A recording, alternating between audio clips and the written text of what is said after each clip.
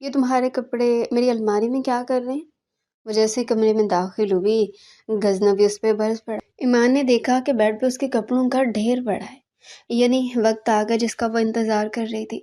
ایمان نے لبوں پہ کھلنے والی مسکراہٹ کو دبا کر سوچا، اسے تنگ کرنے اور چڑھانے کا ایک موقع آج اسے بھی ملا تھا، تو اس موقع کو وہ ہاتھ سے کیسے جانے دیتی؟ اسے زبردستی اپنے ساتھ اسلام آباد لے آیا تھا، جبکہ وہ گاؤں جانا چاہتی تھی۔ جانتی تھی کہ اپنی الماری میں اس کے کپڑے دیکھ کر وہ بھڑک جائے گا، اور ایسا ہی ہوا تھا، مگر اسے اس بات کا اندازہ نہیں تھا کہ وہ اس کی چیزوں کا یہ حال کرے گا۔ یہ دیکھ کر اسے بہت دکھ ہوا تھا۔ بعض کپڑوں کی حد تک ہوتی تو ٹھیک تھا، مگر وہ اس کی ذات سے اس قدر نفرت کرتا تھا کہ اس کی چیزیں بھی اس کی برداشت سے باہر تھی۔ یہ کیا کیا آپ نے؟ میرے سارے کپڑے خراب کر دیے۔ وہ ٹرے ٹیبل پہ رکھتی بیڈ کی طرف آئی اور سب سے اوپر والا سوٹ اٹھا کر ٹھیک سے بیڈ پہ رکھا۔ ایک ایک کر کے باقی بھی اٹھانے لگی۔ تمہاری ہمت کیسی ہوئی اور کس سے پوچھ کر تم نے اپنے کپڑے میری الماری میں رکھے؟ اس کی بات کو اگنور کرتے ہوئے غصیلے لہجے میں کہتا اس کے قریب آیا۔ یہ صرف آپ کا کمرہ نہیں ہے، میرا بھی ہے، ایمان نے سنجیدہ لہجے میں کہا۔ اوہ، کس حق سے؟ وہ دونوں ہاتھ کمر پر رکھتے ہوئے اس کے سامنے آ کھڑا ہوا۔ میں بیوی ہوں آپ کی، اس کمرے پہ اور یہاں موجود ہر ایک شے پہ میرا بھی اتنا ہی حق ہے جتنا کہ آپ کا۔ پھر یہ سوال چمائنی؟ ایمان نے جواب بھی بار کیا۔ اس کی بات سے غضنفی کی آنکھیں حیرانی سے مزید پھیل گئی۔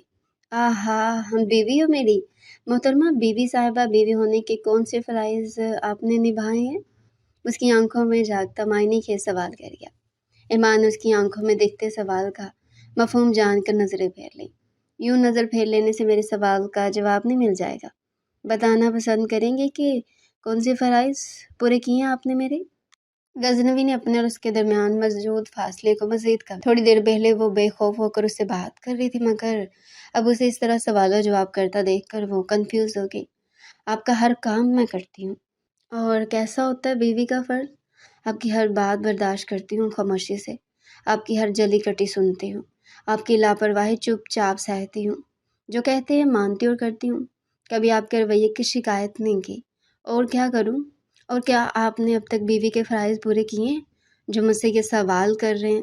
جب سے شادی ہوئی ہے میری ضرورتوں کا خیال تو کیا رکھنا، مجھ سے ٹھیک سے بات تک نہیں کرتے آپ، گلو گئے لہجے میں کہتی وہ وہاں مزید نہیں رکے، جبکہ غضنفی چاہ کر بھی اسے روک نہ پایا۔ اسے ایمان کا رونا تکلیف دے رہا تھا، وہ تو صرف اسے تنگ کر رہا تھا، مجھے اس سے بات کرنی چاہیے، وہ خود سے کہتا دروازے کی سمت بڑھا۔ میرا سوٹ کیس؟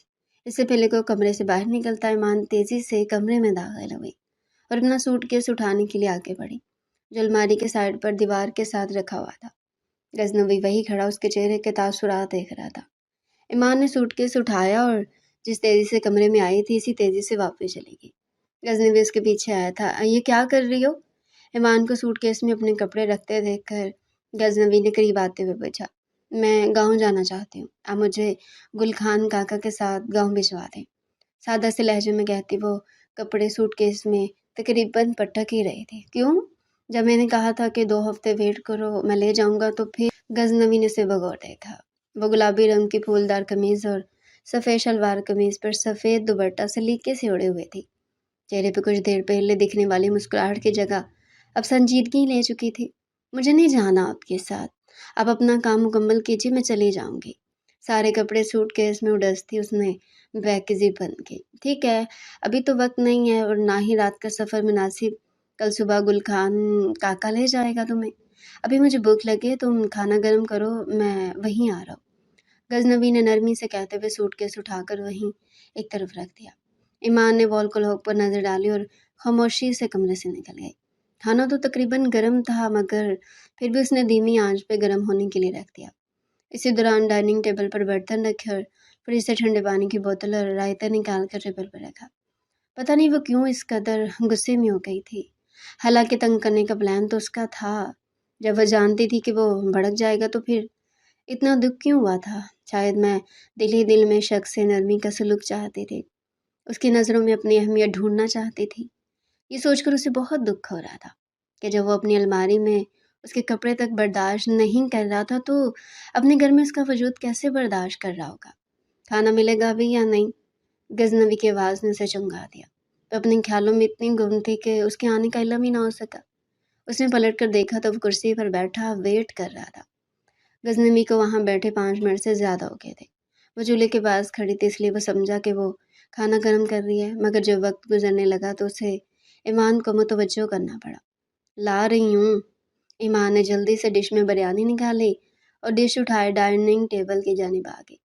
डिश उसने गजनवी के सामने रखी और खुद पलट कर जाने लगी थी कि गजनवी ने उसे रोक लिया। खाना नहीं खाना? वो उसकी जानिब देखते पूछ रहा था। ईमान की कलाई उसकी गिरफ्त में थी। मुझे भूख नहीं है। झटके से रुकने की वजह से ईमान को दुपट्टा ढलक कर गजनवी के हाथ पे आ रहा था। ईमान की सराहेदार गर्दन उसके सामने थी। गुलाबी लब सख्ती से बाहम मिले हुए थे। बुरी आंखों की सुर्खी बढ़ गई थी। ईमान ने उसकी खुद पे भागती हुई नजरों को महसूस करते हुए फौरन दुपट्टा दुरुस्त किया।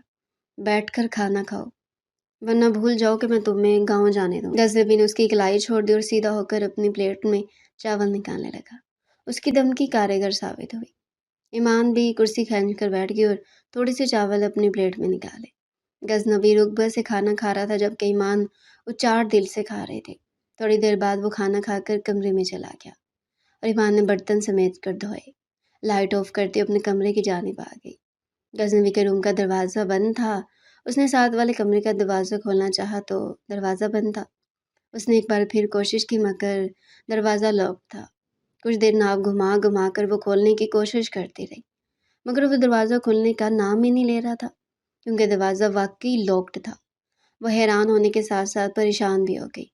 ये तो अब तक खुला हुआ था, लॉक्ड कैसे हो गया?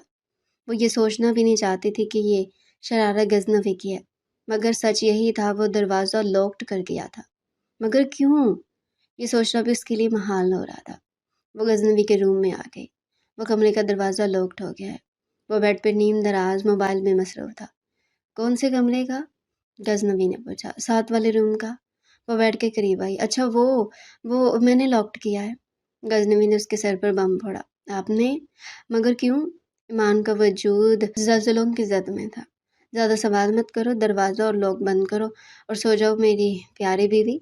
वो मोबाइल साइड टेबल पर रखता उस पर यूं नजरें जमाए हुए था कि ईमान की रीढ़ की हड्डी में करंट सा दौड़ गया। वो कुछ लम्हे उसे यूं ही देखता रहा और फिर रुख फेर कर लेट गया, जबकि ईमान यूं ही खड़ी रही। इससे एक कदम भी ना लिया गया, यूं जैसे ज़मीन उसके कदमों को मजबूती से जकड़ लिया हो। अब क्या यूं ही मेरे सर पर खड़ी रहोगी? दरवाज़ा बंद करो और आकर सो जाओ। इस बारे में सुबह बात करेंगे। ईमान ने पलट कर उसे देखा और कदरे सख्त लहजे में बोला, मैं कहाँ सोऊं? यहाँ इस सोफे पर? ये तो छोटा है। ईमान ने परेशान चेहरा लिए दाएं तरफ रखे सिंगल सोफे की तरफ इशारा किया। यहाँ बेड पे आ जाओ, वो सादा से लहजे में कहता एक बार फिर रुख फेर गया और ईमान का रंग उड़ गया। मरता क्या न करता कि मसादा किस बंद दरवाजे किया और लाइट ऑफ करती बेड की तरफ आ गई। नाइट बल्ब की रोशनी में उसने गजनवी को दूसरी जानिब रुख करते देखा। जल्लाद। वो धीरे से बड़बड़ाई और उसे एक लकब का मेडल पहनाती आस्तगी से बेड की दूसरी जानिब लेट गई। वो बिल्कुल कोने से लगी थी कि अगर ज़रा सी भी वो इधर होती तो नीचे गिर जाती। नींद तो उड़ ही चुकी थी, मगर अब रात तो गुजारनी थी, लिहाजा दिल ही दिल में आयतल कुर्सी का विर्द करती वो आंखें मूंद गई। दूसरी जानब करवट के बल लेटे गजनवी को बस सोने की कोशिश में नाकामी का सामना था। साथ लेटा वजूद उसकी नींद उड़ाए दे रहा था। उसके कानों में ईमान के अल्फाज गूंज रहे थे और फिर एक पल लगा उसे फैसला कर लेवे। अपनी नाम नहाद जिद को भलाए ताक रखता, उसे अपनी जानब खींच चुका था। ईमान इस अचानक हमले के लिए तैयार नहीं थी। उसने एक पल को गजनवी की आंखों में झांका और उसकी गिरफ्त से निकलने की कोशिश करने लगे, मगर गजनवी के मजबूत बाजुओं के आगे उसकी नाजुक कोशिशें दम तोड़ गई। लेकिन ईमान ने अपनी कोशिशें तर्क नहीं की। गजनवी की आंखों में जो दिख रहा था वो उसे समझ नहीं पा रही थी। छोड़ें प्लीज़। ईमान कपकपाती आवाज़ में उसके बाजुओं की गिरफ्त से निकलने की कोशिश करने लगी, जबकि गजनवी से बाहों में जकड़े यूं देख रहा था जैसे उसके बाद उसे कभी देख ही नहीं पाएगा। ईमान के चेहरे के वहशत ज़्यादा तासरात उसका सुकून गारत कर रहे थे। उसकी आंखों में आंखें गाड़े बिल्कुल साकत था। ईमान की आंखों में से हैरानी और खौफ वाज़ह दिखाई दे रहा था। उसकी बुरी आंखों में डोलती नमी जब गालों पे बिखरी तो वो होश में आया और कुछ देर पहले तक मर्दानगी का जो किसी जवार बहाटे की तरह उबल रहा था, उड़नछू हो गया। वो ये क्या करने जा रहा था? क्या वो इतना कमज़ोर शख्स था जो उसे जिसके लिए अपने दिल में पनपती मोहब्बत की कौंपलों से वो खूब वाकिफ़ था, जिसका साथ होना उसे खुशी देने लगा था? اس کومپل کو اپنے نام نہاد ناک کو تسکین پہنچانے کے لیے مسلنے پر تل گیا تھا۔ وہ دھیرے سے ایمان سے الگ ہوا اور اس کی جانب سے رخ پھیر گیا۔ ایمان اس کا کایا پلٹ یہ حیران رہ گئے۔ چہرے کے نگور سے ٹپکتا خوف کم ہونے لگا۔ غزنوی نے جو رخ پلٹا، پھر اس کے وجود میں کوئی جنبش نہ ہوئی۔ دوسری جانب ایمان اٹھی اور بے ترتیب دھڑکنوں کو اعتدال پہ لانے کی سیکھ کرنے لگی۔ نظر اب تک غزنوی پہ ٹھہری ہوئی تھی۔ کچھ دیر وہ یوں ہی خود کو اس کے سو جانے کا یقین دلاتی رہی۔ غزنوی بھی یوں لیٹا تھا جیسے کچھ ہوا ہی نہ ہو۔ ایمان نے تکیے پر سر رکھ دیا، مگر نیند آنکھوں سے کوسوں دور تھی۔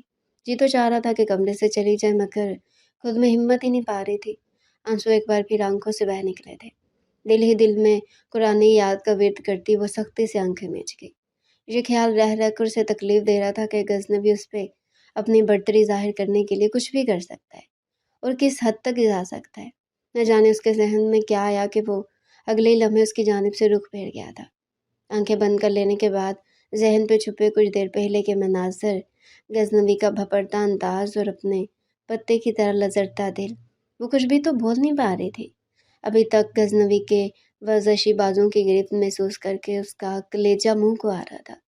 دل ہی دل میں اس نے پختہ ارادہ کیا کہ اسے صبح گاؤں جانا ہے۔ اگر غزنوی نے اسے روکنے کی کوشش کی تو وہ اعظم احمد کو فون کر کے کہے گی۔ یہی سوچتے سوچتے نہ جانے رات کے کس پہر نیند نے اسے اپنے گھیرے میں لے لیا۔ روز کی طرح اس کی آنکھ فجر کے وقت کھل گئی تھی۔ تکیے کے پاس رکھا دوپٹہ اٹھا کر اوڑھا اور سائڈ پہ لیٹے غزنوی پر ایک بھی نظر ڈالے بغیر وہ بیڈ سے اتری۔ نماز کا وقت تھا، اس نے وضو کیا اور نماز ادا کی۔ کتنی دیر وہ جائے نماز پر ہی بیٹھی رہی۔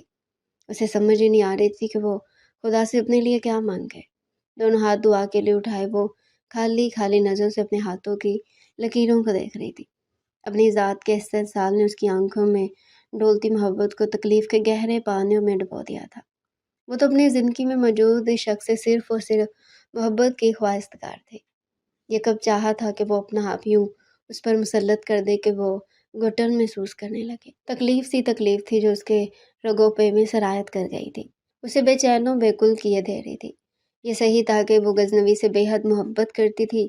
اس کے دل میں دھڑکن کی طرح دھڑکنے لگا تھا، اور یہ اس کے اندر پھولوں کی طرح مہکتی محبت ہی تھی جو غزنوی کے دل میں بھی اس کے لیے محبت کی مہک چاہتی تھی، اپنا احساس چاہتی تھی۔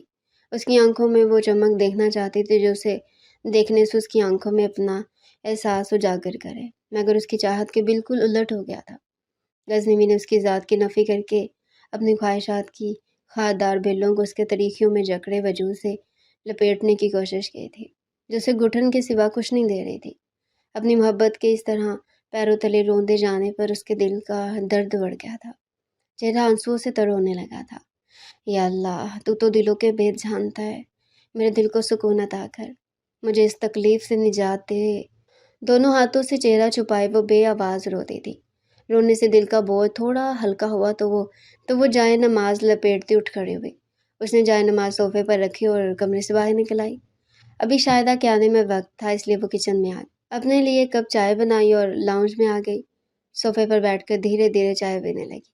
یہاں موجود خاموشی سے اسے الجھن ہونے لگی۔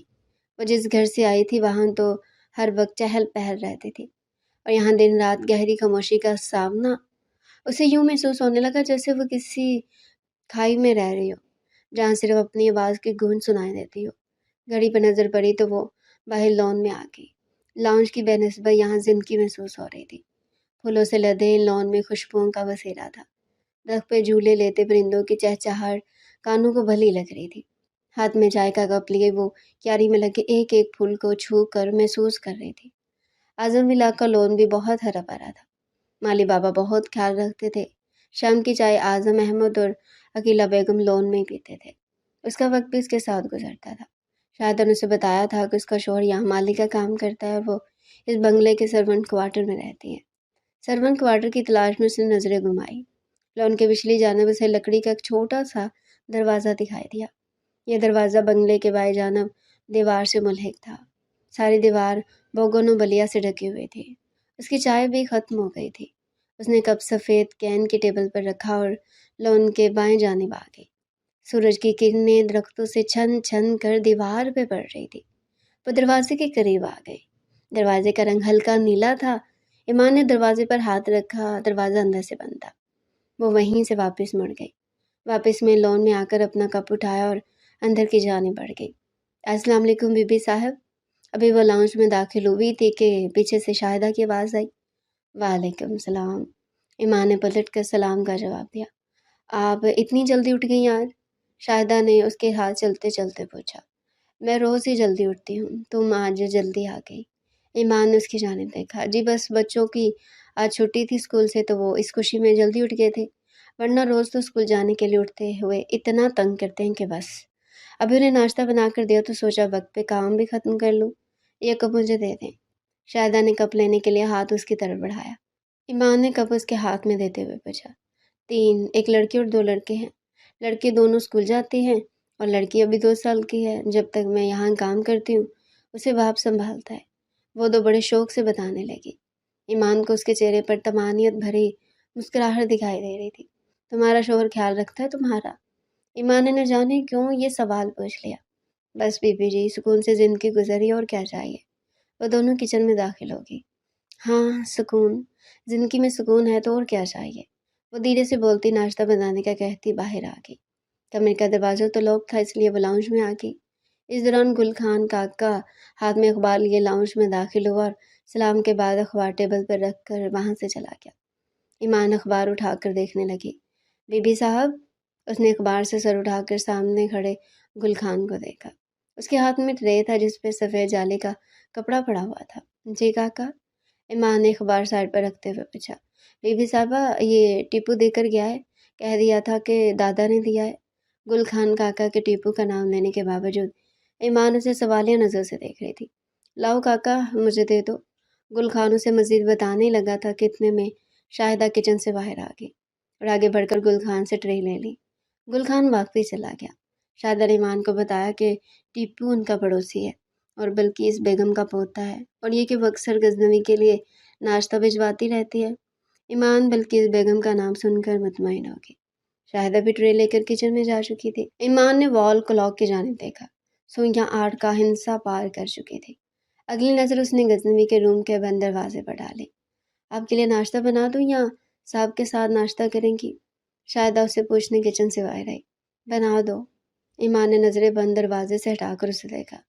شاہدہ سر ہلا کر واپس کچن میں چلی گئی، جبکہ ایمان صوفے کی پشت سے سر ٹکا کر آنکھیں موند گئی۔ صبح 8:30 بجے کے قریب اس کی آنکھ کھلی تھی۔ آنکھیں جیسے کمرے میں کھڑکی آتی روشنی سے مانوس ہوئی تھی۔ اس نے رخ پلٹ کر اپنی دائیں جانب دیکھا۔ ایمان وہاں نہیں تھی۔ وہ اٹھ بیٹھا اور کچھ دیر یوں ہی بیڈ پہ بیٹھا رہا۔ رات کا واقعہ اپنی پوری جزائیات سمیت اس کی آنکھوں کے پردے پر چلنے لگا۔ اپنی کی گئی حرکت اسے بلائے نہیں بول رہی تھی۔ انسان اپنی خواہشات کے آگے کس قدر کمزور ہے، یہ اسے آئینے میں دکھتے اس کے عکس نے بتایا تھا۔ اس کی ایمان سے کوئی ذاتی پرخاش نہیں تھی، بیوی تھی اس کی، صرف ایک ضد نے اسے اس حال تک پہنچا دیا تھا کہ وہ ہر کام جسے وہ یقیناً تکلیف محسوس کرتی وہ کرنے سے گریز نہیں کرتا تھا۔ اپنی نام نہاد مردانگی نے اسے ایمان کے سامنے آنکھ اٹھا کر دیکھنے کے قابل بھی نہیں چھوڑا تھا۔ ایمان کا معصوم چہرہ اس کی نگاہوں کے سامنے گھوم رہا تھا۔ پچھتاوے کے ناگ اپنا پھن پھیلائے اسے ڈسنے کو تیار تھے۔ وہ کہیں غائب ہو جانا چاہتا تھا۔ گھر پہ رہ کر وہ اس کی سوال کرتی نظروں کا سامنا نہیں کرنا چاہتا۔ اوپر سے آج سنڈے بھی تھا، اس لیے اس نے کمیل کو فون کیا کہ اسے کچھ ڈسکشن کرنی ہے۔ گھر پہ رکتا تو ایمان اس کی نظروں کے سامنے رہتی اور وہ اس وقت اس کا سامنا کرنے کی ہمت خود میں نہیں پاتا تھا۔ یہ تو وہی جانتا تھا کہ وہ محبت میں ہارا تھا۔ یہ پسپائی محبت نے اس کے مقدر میں لکھی تھی، ورنہ وہ منہ زور خواہشات کا تابع نہیں تھا۔ مگر اس وقت یہ بات ایمان کو سمجھانا اس کے بس میں نہیں تھا۔ ایمان کے معصوم چہرے پر دکھتے سوالوں کے اس کے پاس کوئی جواب نہیں تھے، صرف اور صرف پچھتاوے تھے۔ ایسا نہیں تھا کہ وہ اسے بے چینیاں سونپ کر خود سکون کی ندی میں غوطہ زن تھا، وہ بھی بے چین۔ اس معاملے میں وہ ایک نتیجے پر پہنچا تھا، اسے ایمان سے معافی مانگنی ہے، پھر وہ اسے گاؤں بھیج دے گا، کیونکہ اس کے خیال میں وقت ہی اب اس معاملے پر گرد ڈال سکتا تھا۔ یہی سوچ کر وہ کمرے سے باہر آیا۔ ارد گرد نظر دوڑائی تو ایمان اسے لاؤنج میں ہی نظر آ گئی۔ ایمان کا دھیان اس کی جانب نہیں تھا۔ اس نے دھیرے سے دوسرے بیڈ روم کا دروازہ ان لاکڈ کیا اور چابی پاکٹ میں رکھتا سست روی سے چلتا اس کے پاس ہے۔ وہ صوفے کی پشت سے ٹیک لگائے آنکھیں موندے ہوئے تھی۔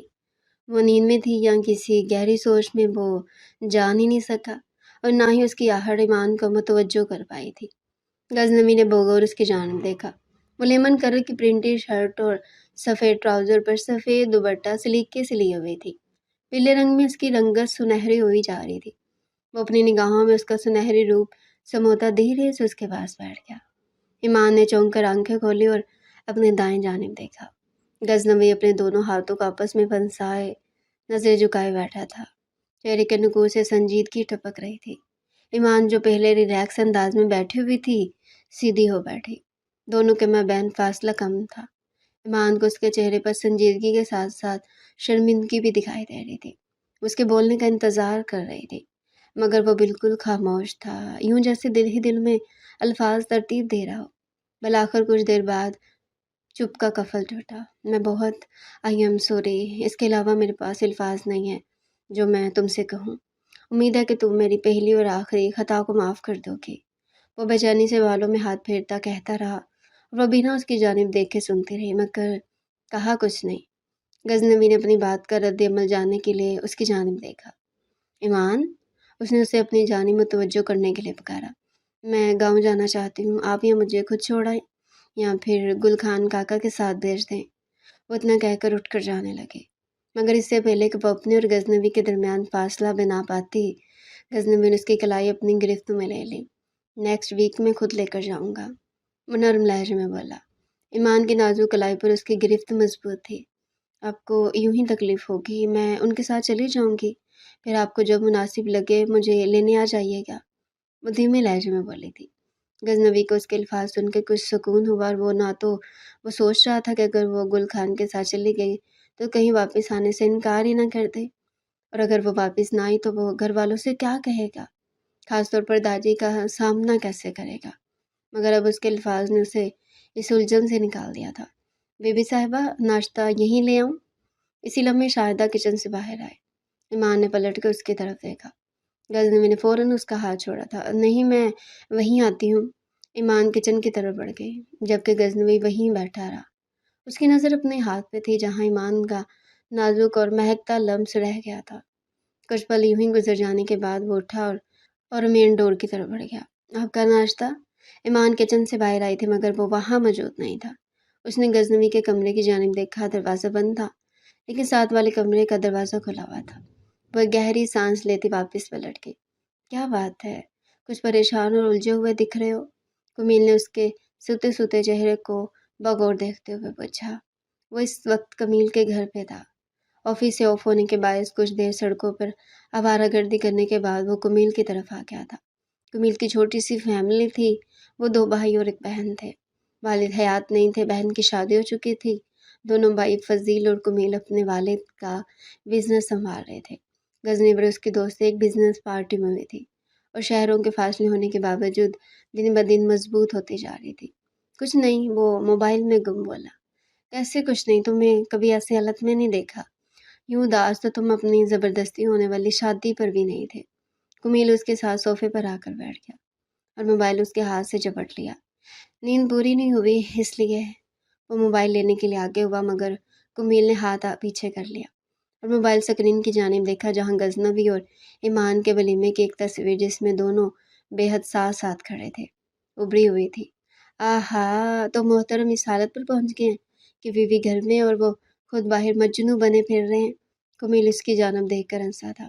بکواس مت کرو، ہر وقت فضول کوئی۔ غزنوی نے اس کے ہاتھ سے موبائل لینا چاہا مگر کمیل ہاتھ کمر کے پیچھے لے گیا۔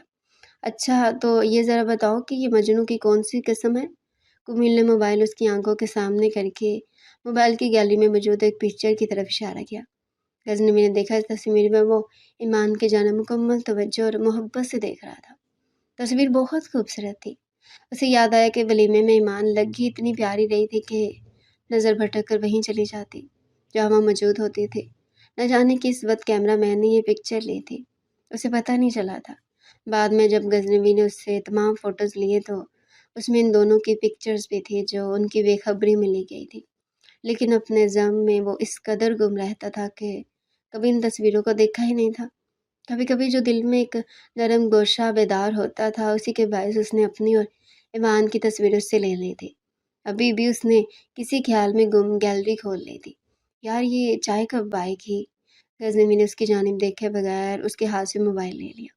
अपनी चोरी पकड़े जाने की वजह से वो उसे नज़रें नहीं मिला पा रहा था।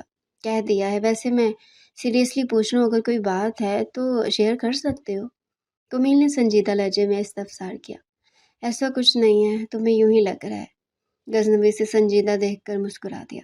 तुम कहते हो तो मान लेता हूँ, वरना तुम्हारी शक्ल की टेढ़ी मेढ़ी सुइयां तो बड़ी संजीदा वक्त दिखा रही हैं।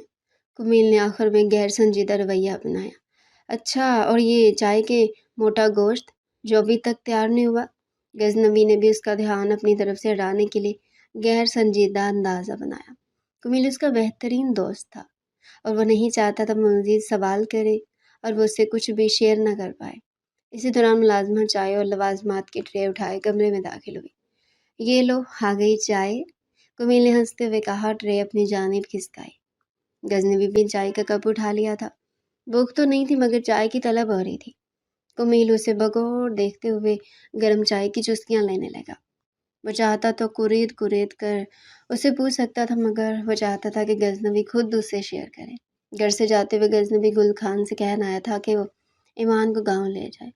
अब वापसी में आते हुए वो यही सोच रहा था कि ईमान जा चुकी होगी, इसलिए उसका घर जाने को जी नहीं चाह रहा था। वो तकरीबन शाम 7 बजे वहाँ से रवाना हुआ था। रास्ते में अचानक एक ख्याल आया तो उसने ईमान को कॉल करने का सोचा, मगर ये सोचकर कि ईमान के पास मोबाइल फ़ोन नहीं है, अपनी लापरवाही पर बेहद अफसोस हुआ। गाड़ी सड़क के एक जानिब रोक कर उसने गुल खान को कॉल की। जी साहब। गुल खान ने फ़ोन रिसीव करते हुए पूछा, काका ज़रा ईमान को फ़ोन दीजिएगा, उसने कहा। गुल खान ने उसके कहने पर फ़ोन ईमान की जानिब बढ़ा दिया, जो गाड़ी की पिछली सीट पर बैठी सफ़र की थकान के बायस ऊँघ रही। गुल खान के पुकारने पर वो चौंक कर उठी थी। साहब बात करना चाहते हैं, उसने फ़ोन ईमान को देते हुए कहा। ईमान ने फ़ोन उसके हाथ से लेकर कान से लगाया। अस्सलाम वालेकुम, उसने सलाम किया। वालेकुम सलाम। ईमान, आप 1-2 दिन अपने वालिद की तरफ गुजार कर हवेली चली जाना, गज़नवी ने सलाम का जवाब देने के लिए बात कहा। मगर क्यों? ईमान ने नापसंदीदगी से पूछा। मैंने सवाल करने को नहीं कहा, जब जी चाहे चली जाया करना, मगर रहना हवेली में। गज़नवी ने यह कहकर फ़ोन बंद कर दिया। ये लें काका। ईमान ने बेदली से फ़ोन गुल खान की तरफ बढ़ाया। गुल खान ने फ़ोन डैशबोर्ड पर रखा और गाड़ी की स्पीड बढ़ाई। अभी गांव पहुंचने के लिए 1 घंटा मज़ीद लगना था, इसलिए ईमान रिलैक्स होकर आंखें मूंद गई। अगले 1 घंटे में वो गांव पहुंच गए थे। धूल उड़ाती गाड़ी हवेली के गेट के करीब झटके से आकर रुकी। गाड़ी के झटकने से रुकने से ईमान की आंख खुल गई। हवेली का चौकीदार गेट खोल रहा था। काका, आप हवेली क्यों आए हैं? मुझे अपने घर जाना है, बाबा से मिलने। ईमान ने हवेली में गाड़ी दाखिल होते हुए देखी तो बोली, बीबी साहब ने कहा था कि आपको पहले हवेली ले जाऊं, आप थोड़ा रेस्ट कर लें, फिर मैं आपको ले जाऊंगा। गुल खान ने रेव्यू मिरर में देखते उसके अक्स को देखते हुए कहा। इतने लंबे सफ़र ने वाकई उसे थका दिया था, इसलिए वो खामोश हो गई। गाड़ी तवील राहदारी से गुजरती हुई पोर्च में आकर रुकी। गाड़ी जैसे ही रुकी, ईमान अंदर की तरफ बढ़ गई। हवेली की पुरानी मुलाजमा शफीका उसके इस्तकबाल के लिए लाउंज में मौजूद थी। शफीका ने बहुत गर्मजोशी से उसका इस्तकबाल किया। शफीका बीबी, बीबी का सामान कौन से कमरे में रखना है? वो शफीका से हालचाल पूछने लगी थी कि गुल खान लाउंज में दाखिल हुआ। उसने ईमान का सूटकेस उठा रखा था। काका, ये सामान गजनवी साहब के कमरे में रख दो। बीबी, आप भी सफ़र की थकान उतार लें, मैं आपके लिए चाय बनवाती हूँ। शफीका ने गुल खान से कहते हुए आखिर में ईमान की जानिब देखा। ईमान भी सर हिलाती गुल खान के पीछे चलती। वो गुल खान के पीछे ही कमरे में दाखिल हुई थी। गुल खान ने उसका सूटकेस एक साइड पर रख दिया। बीबी, आप जिस वक्त भी अपने घर जाना चाहें, मैं ले जाऊँगा आपको। ये कहकर वो पलट गया, जो कि ईमान दरवाज़ा बंद करती बेड पे आ गई। बेड पे लेटती उसकी नज़र सामने दीवार पर गई।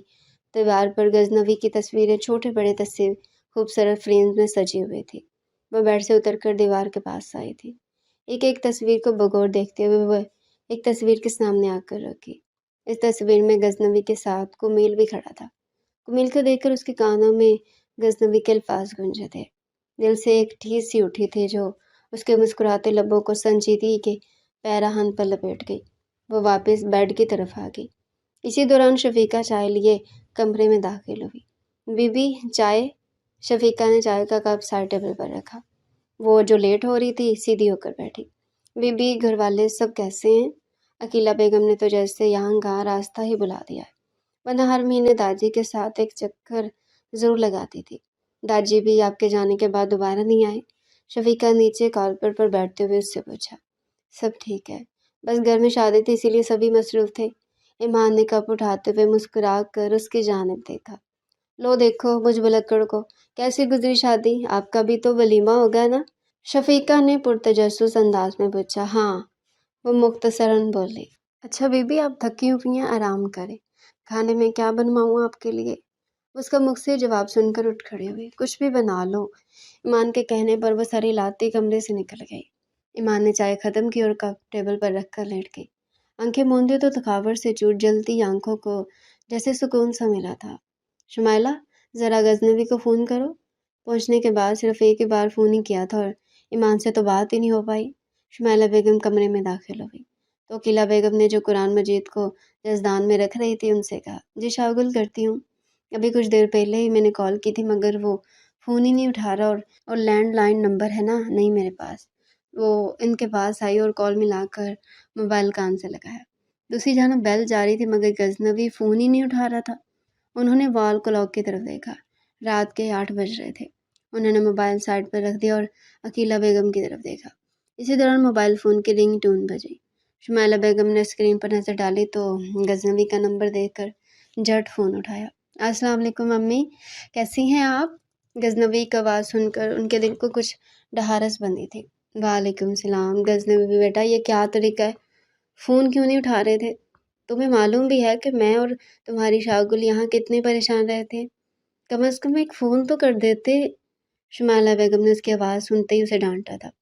अरे अम्मी, फ़ोन किया तो था मैंने कि हम खैरियत से पहुँच गए हैं और अभी 2 दिन ही हुए हमें आए हुए। आप और शागुल तो ख्वामख्वाह परेशान होती हैं। हम ठीक ठाक हैं, गज़नवी ने तसल्ली दी थी। तो फिर मेरा फ़ोन क्यों नहीं उठा रहे थे तुम? कितनी बार कॉल कर चुकी हूँ। वो अभी भी गुस्से में थी। मैं रूम से बाहर था इसलिए पता नहीं चल सका। उसने फ़ोन ना उठाने की वजह पेश की। अच्छा, ईमान से मेरी बात करवाओ। अब जबकि गज़नवी से बात हो गई है तो उन्होंने मुतमईन अंदाज में कहा, ईमान? अम्मी, ईमान तो यहाँ नहीं है। गज़नवी ने धीरे से कहा। वहाँ नहीं है इसे क्या मुराद? वो तुम्हारे साथ नहीं है क्या? वो एक बार फिर परेशानी से बोली। उनके चेहरे पर हवाइयाँ उड़ते देखकर अकीला बेगम ने भी अपना दिल थाम लिया। अरे अम्मी, वो गाँव गई है, दादी से कहा था उसने कि वो गाँव जाना चाहती है। मैं खुद अभी ऑफिस के काम से फारिग नहीं था, इसलिए गुल खान काका लेकर गए हैं उससे। अगले हफ्ते मैं जाऊँगा उसे लेने। इससे पहले कि वो दोनों ख़वातीन परेशान होती, उसने जल्दी से बताया, क्या तुम मुझसे इतने तंग थे गजनबी कि तुमने उसे अगले दिन ही गाँव भेज दिया? शाबाश बेटा, शाबाश। शुमाइला बेगम का गुस्सा एक बार फिर औध कर आया। यार अम्मी, आप पहले मेरी बात पूरी तो सुन लें। क्या आप मुझे ऐसा समझती हैं? आपकी इत्तला के लिए अर्ज़ है कि मैं इतना ज़ालिम नहीं हूँ। आपकी बहू रानो कोई सब्र नहीं था। कहा भी कि कुछ देर इंतज़ार कर लो, ले जाऊँगा, मगर नहीं। बेगम साहिबा को कल ही जाना था। अब मैं उसे ज़बरदस्ती रोक तो नहीं सकता था ना। उसे जाना था सो चली गई। बाकी की डिटेल आप अपनी बहू को फ़ोन करके उससे सुन लें। गज़नवी अपने मुतल्लिक अपनी माँ की क्या सराहियाँ सुनकर गुस्से से बोला। तो तुम एक दिन के लिए अपनी मसरूफियात को एक तरफ नहीं रख सकते थे क्या? मासूम बच्ची को तुम्हारे हवाले किया क्या? तुमने तो आंखें माथे पर ही रख ली।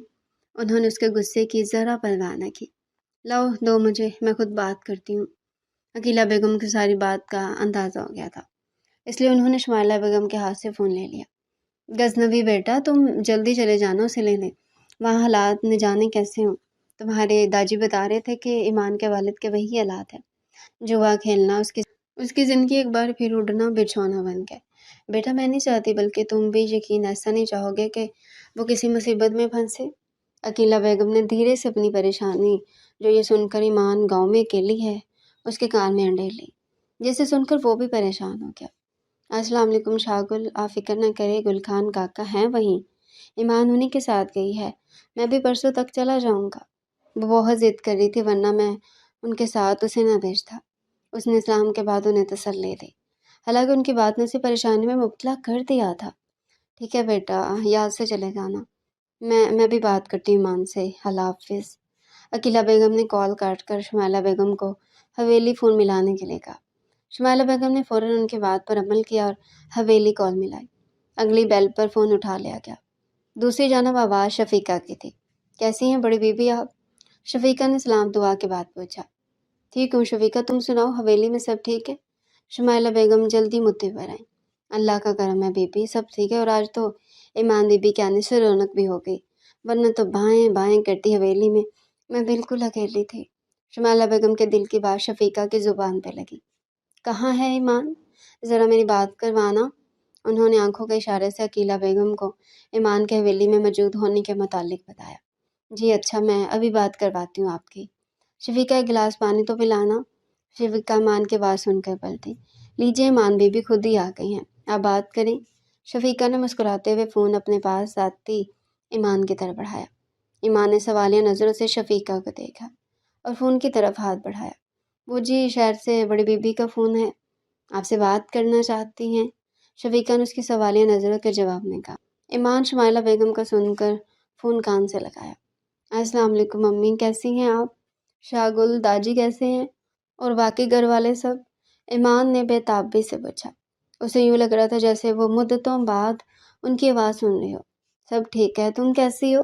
अपने पापा से मिलने तो नहीं गई? शुमाइला बेगम ने उससे पूछा। मैं बिल्कुल ठीक हूँ, अभी पापा से मिलने नहीं गई। उसकी आवाज़ से बेइंतहा खुशी छलक रही थी। ईमान बेटा, क्या गजनवी ने तुम्हें ज़बरदस्ती भेजा है, सच बताना? शुमाइला बेगम ने उससे पूछा। उनकी बात सुनकर ईमान एक पल को खामोश रह गई। नहीं अम्मी, ऐसा नहीं है, मैं खुद ही ज़िद करके आई हूँ, 1-2 दिन में गजनवी भी आएंगे मुझे लेने। ईमान धीरे से बोली। अच्छा ठीक है बेटा, ये लो शागुल से बात करो। शुमाइला बेगम ने फ़ोन अकीला बेगम की तरफ बढ़ाया। अकीला बेगम ने फ़ोन कान से लगाया। सलाम दुआ के बाद वो भी अपनी तसल्ली के लिए उससे गजनवी के रवैये के बारे में पूछ रही थी। ईमान उन्हें भी अपनी तरफ से मुतमईन करने की पूरी कोशिश की और वो भी मुतमईन हो गई थी। ईमान अपने पापा से मिलने जाओगी तो शफीका को भी साथ लेकर जाना, अकीला बेगम ने ईमान से कहा। वह हैरान थी कि वो ऐसा क्यों कह रहे हैं। पहले गजनवी ने उसे हवेली में रहने का कहा था और अब अकीला बेगम भी उससे यही बात कर रही थी। एक तो वो वहाँ क़याम ना करे और दूसरा शफीका को साथ लेकर जाए। वो समझने से कासिर थी कि वो दोनों ऐसा क्यों कह रहे हैं, जबकि अब तो सब ठीक हो गया है। ठीक है शागुल, और आप सुनाएं, बाकी सब ठीक है? आप सबको लेकर आए ना मेरे पास इस्लामाबाद, मैंने आप सबको बहुत मिस किया। ईमान ने जहन में आते ख्यालात को झटका और इन सब से सबके मुतालिक पूछने लगी। एक तो फ़ोन कर लेती, हमें थोड़ी तसल्ली मिल जाती, और मैं तुम्हारी सास परेशान हो रहे थे। अकीला बेगम ने तकिए से टेक लगाई। कैसे कर लेती, एक तो मेरे पास मोबाइल फ़ोन नहीं और दूसरा घर में लैंडलाइन फ़ोन भी नहीं लगा हुआ। ईमान ने उन्हें अपनी मजबूरी बताई। हाँ, गज़नवी बता रहा था कि उसने दरख्वास्त दे रखी है, जल्दी लग जाए। हम आएंगे तुमसे मिलने इस्लामाबाद। बच्चियाँ भी कह रही थी, वैसे भी अगले माह से रमज़ान भी शुरू होने वाला है, तो तुम दोनों रमज़ान में यहीं गुजारो हमारे साथ, फिर ईद करके लौट जाना। अकीला बेगम ने उसकी बेचैनी महसूस करते हुए कहा। क्या आप सच कह रही हैं? उनकी बात सुनकर खुशी से बोली। हाँ बिल्कुल। उसके बच्चों के से अंदाज में पूछने पर मुस्कुरा दी। सच शागुल, आपने तो मेरे दिल की बात कह दी, बहुत खुश थे। अच्छा ठीक है, अपना ख्याल रखना, अल्लाह हाफिज़। अकीला बेगम ने खुदा हाफिज़ कहा तो उसने भी उन्हें अपना ख्याल रखने की ताकीद करते ही फ़ोन रख दिया। ये लें पानी। वो फ़ोन रखकर शफीका की तरफ पलटी तो उसने पानी का गिलास उसकी तरफ बढ़ाया। वो जी गुल खान पूछ रहा था कि आप आज जाएंगी अपने वाले से मिलने या आपको कल ले चलें? शफीका ने उसे गुल खान का पैगाम दिया। ईमान ने पानी का गिलास उसके हवाले किया। उसके जहन में अकीला बेगम के अल्फाज गूंज रहे थे।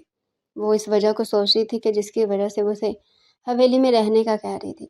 बीबी, आपने बताया नहीं, गुल खान से क्या कहूँ? शफीका ने उसे सोचों में गुम देखकर दोबारा पूछा। हाँ हाँ हाँ, आज नहीं कल जाऊँगी, उसे कहती अपने कमरे की तरफ पलट गई। उसके दिल में अब खदशे सर उठाने लगे थे। अपने कमरे की तरफ जाते हुए उसके जहन में कई सवाल थे।